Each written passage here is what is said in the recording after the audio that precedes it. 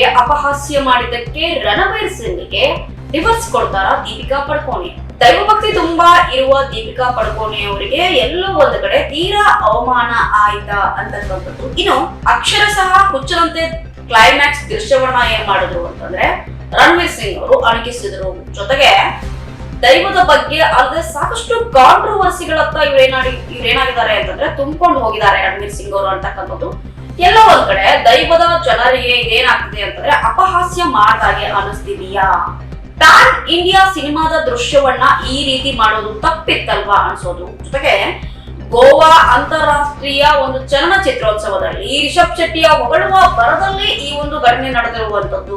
ವೀಕ್ಷಕರೇ, ನಾವು ಇವಾಗ ಹೇಳಿಕೆ ಹೊರಟಿರೋದು ಏನು ಅಂತಂದ್ರೆ ಗೋವಾ ಅಂತಾರಾಷ್ಟ್ರೀಯ ಚಲನಚಿತ್ರದ ಒಂದು ಸನ್ನಿವೇಶದಲ್ಲಿ ಏನಾಗಿತ್ತು ಅಂತಂದ್ರೆ ರಿಷಬ್ ಶೆಟ್ಟಿ ಅವ್ರನ್ನ ಇನ್ವೈಟ್ ಮಾಡಿರ್ತಾರೆ. ಅಲ್ಲಿ ಏನಾಗಿರ್ತಾರೆ ಅಂದ್ರೆ ರಣವೀರ್ ಸಿಂಗ್ ಅವರು ಕೂಡ ಬಂದಿರ್ತಾರೆ.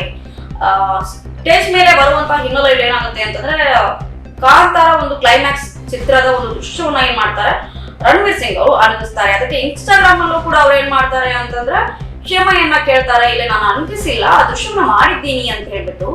ನಮ್ಮ ವಿಜಯವಾಹಿನಿ ನ್ಯೂಸ್ ಚಾನೆಲ್ನಲ್ಲಿ ಪ್ರಮೋಷನ್, ಜಾಹೀರಾತು, ಅಡ್ವರ್ಟೈಸ್ಮೆಂಟ್ ನೀಡಲು ಸಂಪರ್ಕಿಸಿ 9535808456.